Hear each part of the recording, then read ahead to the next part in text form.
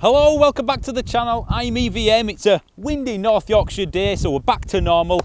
This is the full electric ground up EV from Skoda, the Enyaq. Yes, it's another SUV, big shocker there. And I have to say, it's a big one. In fact, when this got dropped off, my wife said the same thing to me. Not the first time she'd said that, but let's move on. It's very, very similar in price to the ID4, which is effectively its cousin. It's the same underpinnings, part of the Volkswagen group. Now, I've owned Skodas, several of them in my driving history, and I've always had the same experience. I've never really fallen in love with them, but they did absolutely everything I asked of them. Never complained. It's like a trusty hammer in your toolbox, as it were. It just got on with it. And I'm wondering if this is going to be the same, really, because it's got a lot of Volkswagen influence. I don't mean like the Octavia to the Golf did. You know, they had their own take. This is very, very similar. So I'm hoping they've kept that Skoda DNA where it just stays in the background and gets on with it. No fuss, no complaints. It's just trusty and dependable.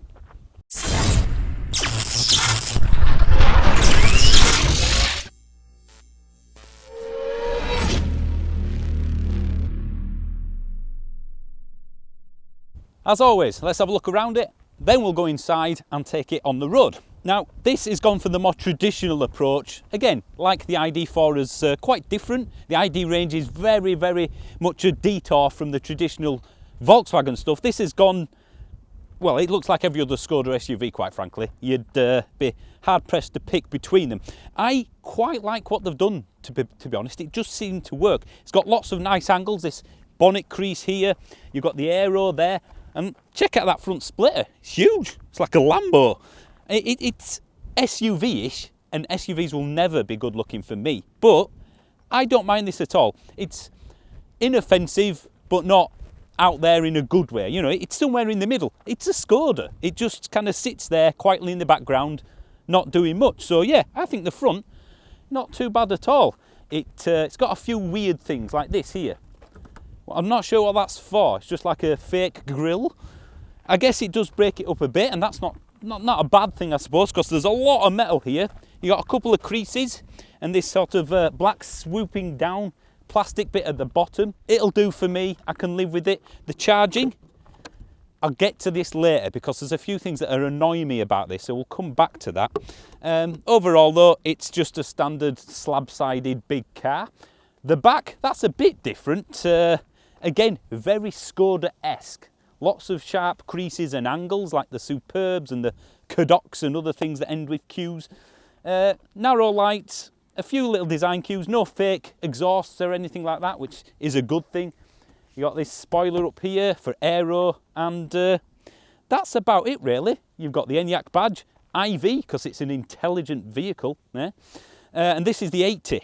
Which is the size of the battery. They do a 60 as well. We'll come to that later on. It's a family car, so let's open the boot to see if that actually matches what it should be. It's big, very family sized, and I don't think anybody could complain with this. It's got a few little cool things. You've got the cables down there, we'll show you in a second. In fact, let me put the seats down and show you what that does. They have handles here and here. That's an optional extra, so mine doesn't have that.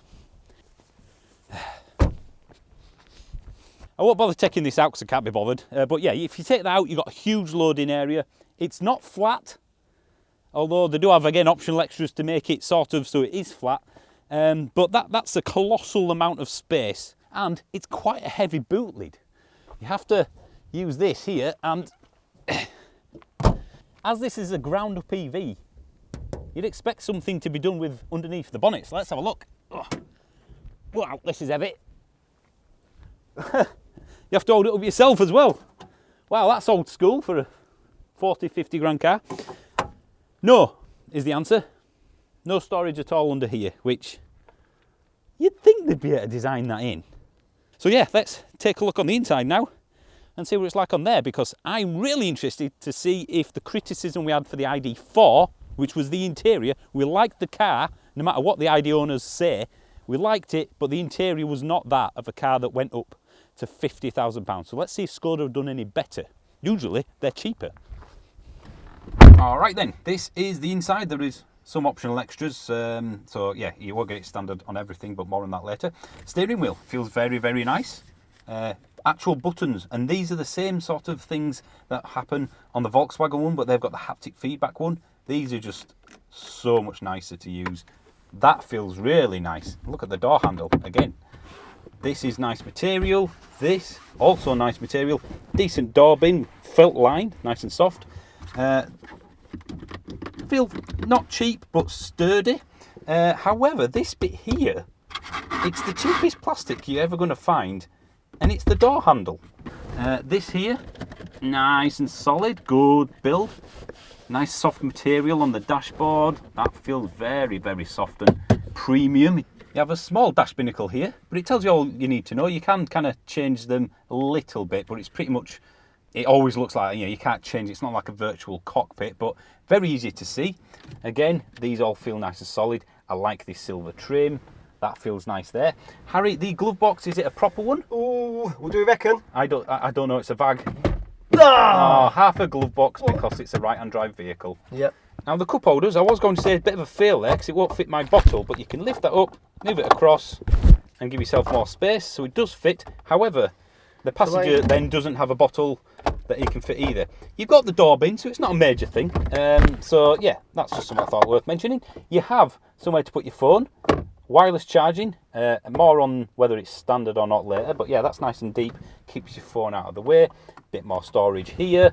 Little gear selector. Look, so you put my foot on the brake, drive, B mode for heavier regen, and of course reverse parking camera, again not saying it's all standard, and electronic handbrake as usual. And look, a coin slot, because people need them these days. Ooh, an armrest. I don't know if anybody on an ID4 forum is watching this, but look, that's how you do an armrest. Nice, solid and premium-esque. Excuse me for the cables. You got some storage there, and that, if I just put that to Harry, that is really fantastically deep. And under here, you can't quite make it out, there's a lot of storage there that's underneath the cup holders and whatnot. So I'm not sure what that's going to be used for, because it's just going to kind of leap out and potentially go underneath the pedal. But there's tons of storage in here. Glove box aside, I think overall it's a very nice, solid interior, and well, it's a step up. I'll say it now, it's a step up. What would you say, Harry, over the Volkswagen Group? Definitely, yeah, it's really nice. I like it. Actual buttons. Wow. So you don't have to do it all by touch. There is the volume control that VAG seem to like here. We'll come to the voice control later, Harry. I haven't told you about that one. But yeah, the buttons seem pretty solid. That's nice enough.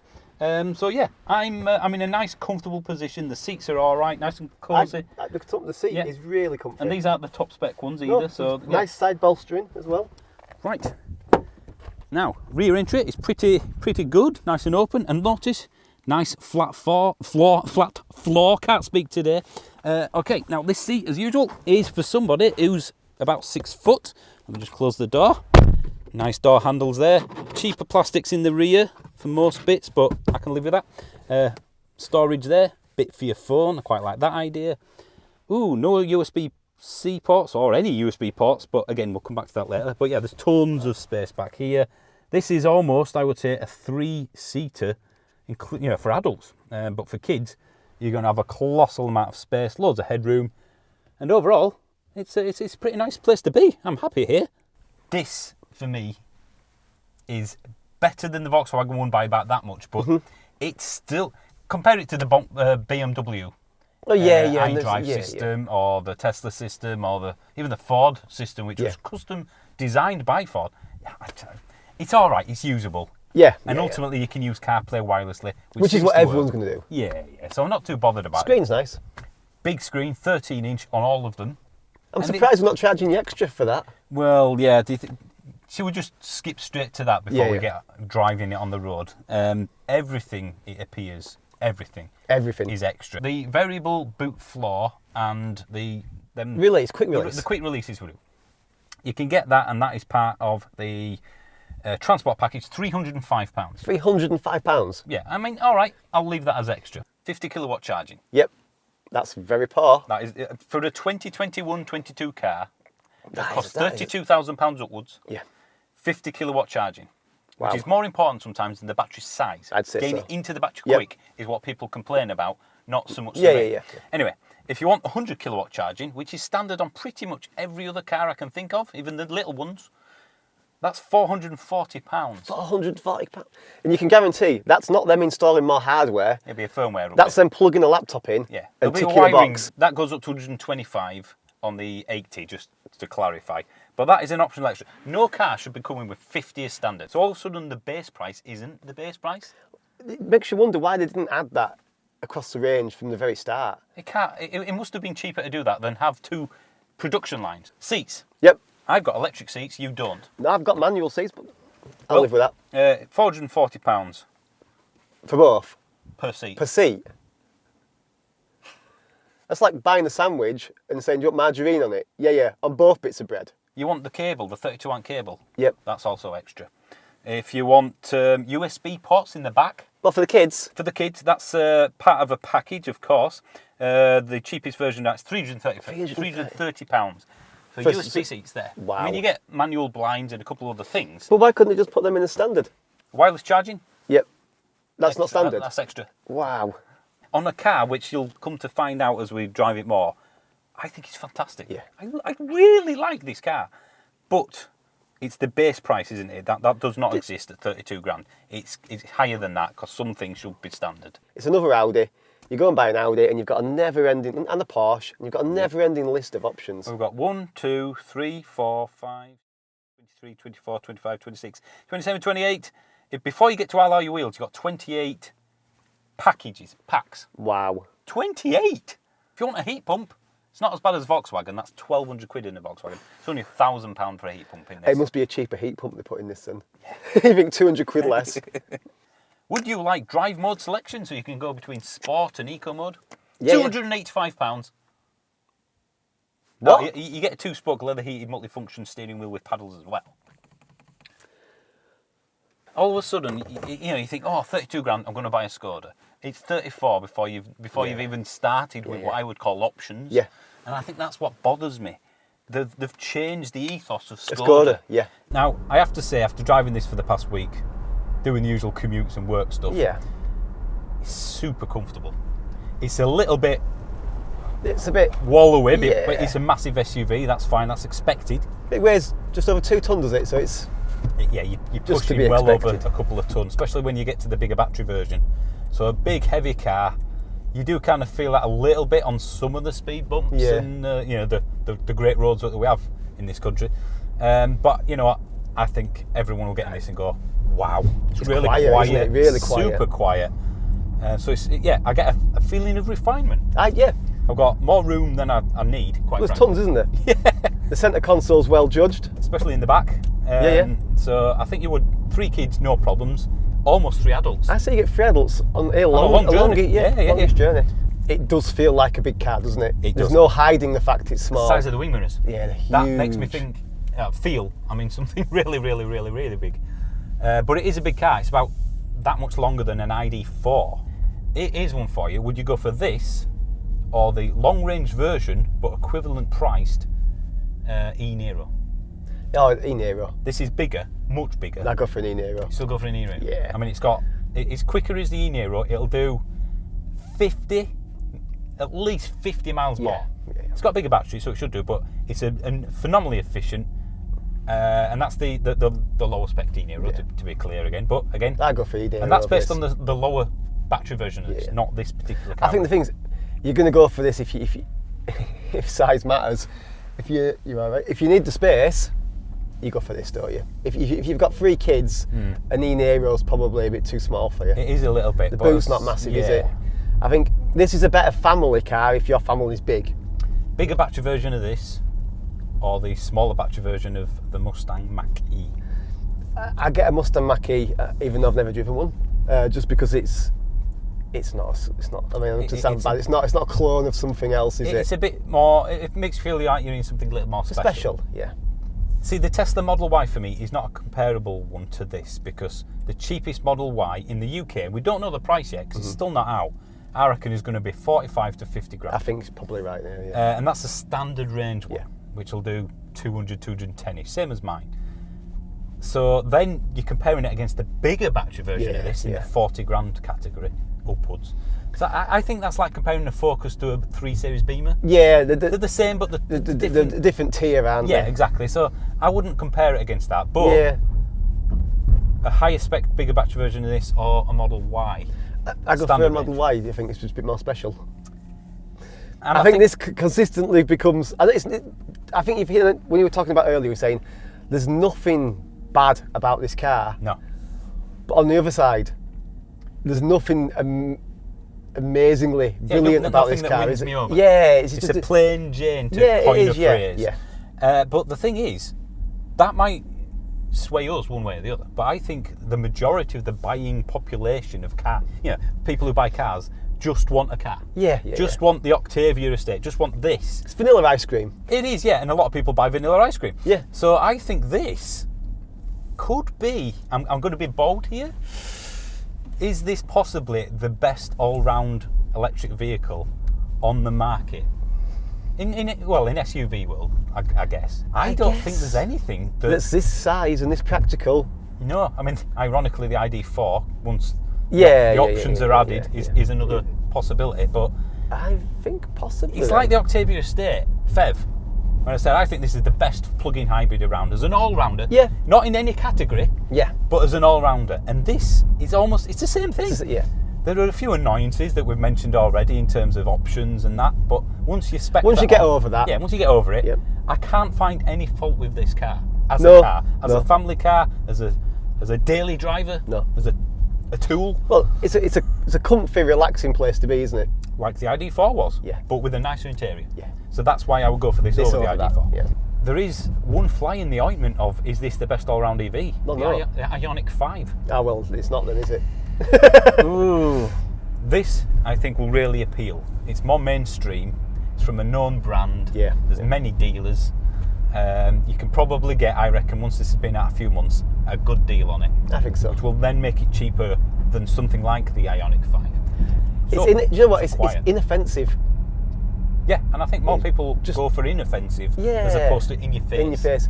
It's nice and relaxing, isn't it? I like a car with a personality. Yeah. And I think a lot of people don't.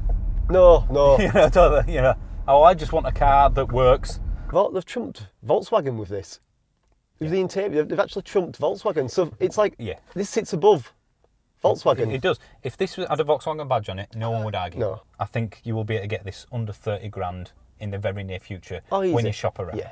And I don't think you get that out of the other one. So no, I think they're going to be quite firm pricing with the other ones. So is it the same as the ID then, where we said the cheaper the version makes the most sense? Because for those that don't know, there's a car grant, £2,500 from the government, but that has to be under £35,000 list. There's only one version of this that comes under that, and that's the 60 with not many options, and then it's like 32. Well, call it, let's say 32 and a half, because you're going to want a few options. Said. Definitely. Yeah. Even if we said 33, the next one up, because you don't get that grant and it's a bit more. You've got a spec. massive. There's a big jump. Yeah, I think again, it's getting the cheapest one, isn't it? Yep.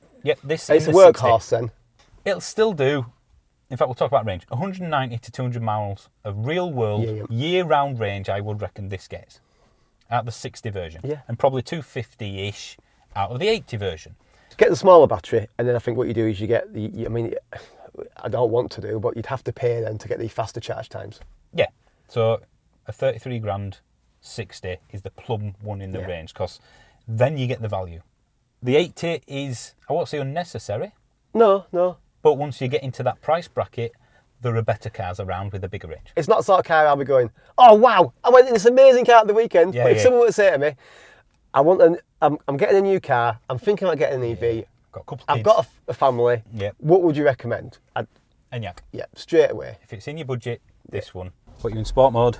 Are you sure? Yeah. I mean, it's alright. It's fine, isn't it? It's adequate. Yeah. The uneven bumps I'm noticing from this side though, it's a little bit like. It's a bit crashy, isn't it? All EVs have that due to the weight though, don't they, I think. A lot of them, anyway. The bigger battery ones. There's a bit of crashing, but it's nice. It's still nice and planted, isn't it? You can tow up to 1,000 kilograms. Is that braked? That's braked weight and 750 unbraked. And you can stick 75 kilograms on the roof. Wow. So hang on. So when it's towing a ton, you're over Well, you're a 3-ton vehicle, aren't you then? About 3.1, 3.2 tonne. Wow. It's got a good turning circle. It has. I thought you're not going to make that, but you are. I have, yeah. That's fantastic, isn't it? Go to a 3-point turn. For a car of this size, it's good. Very, very good. So I would say it's easy to drive, given its size. It is, yeah. My only disconcern is that I can't see the front of the car properly. You can judge it quite well. I can judge it quite well, yeah, but you can't actually see it. It just slopes off into... It's like an infinity pool. Yeah. It's an infinity bonnet.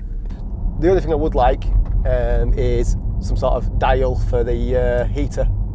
Yes. It's always a bit odd when it's on there. Well, you could just ask the voice control system, which Shall we try that? For some reason is called Laura. So I'm getting a bit warm. Can you turn the climate control on, please? I can. Hey, Laura. Hey, Laura. Hi, Laura. Hey, Laura. Laura. I forgot it. Hey, Laura. Laura. Laura. Is it our accent? I don't know. Hello, Laura. We need a European accent. Check. Hey, Laura. Hey, Laura. It worked. Oh no. I think it comes over again, doesn't it? If you're wanting something that can comfortably carry 5 adults, there is nothing else. The Ioniq 5 is just a bit more expensive. And we haven't done a review of that and that's yet, brand. Yeah, so that's the only one that might trump it. Yeah. So we might change his mind when we review that one. But for now, I think at this point in the year, 2020. 2020? Is this? Oh, sorry, I forgot. I blanked 2020 and 21 out. Oh my god. That just proves how much of a crappy 18 months we've had. Yeah. Oh, wow. Just blurs into one. It does, doesn't it? So yeah, right now, I think this, like the Octavia Estate FEV, was the best all-round FEV. Yeah. Don't win in any category, but ultimately, overall, I think this is the one to go for in the 30-35 grand price bracket. Yeah. You won't fall in love with it. No. And I don't think you'll ever look out your window and go, that's a good-looking car. You're not going to lock it in the car park and then look back at it, are you? And No. go, that's my car.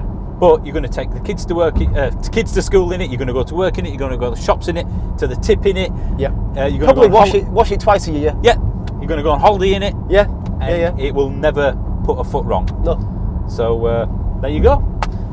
Consumer advice once more on the channel. I mean, why are there even other channels out there? Well, there's no point, is There's no there? point even watching them. So, right, thanks for watching this. Members saw this video a week early. They did. So if you want to become a member, just click on the join button, which is next to the subscribe button. And if you don't want to do that, at least subscribe. Yeah. At the very least, just subscribe. Oh god, this is getting tiring. Right, thanks for watching, guys. I'll see you soon. See you later.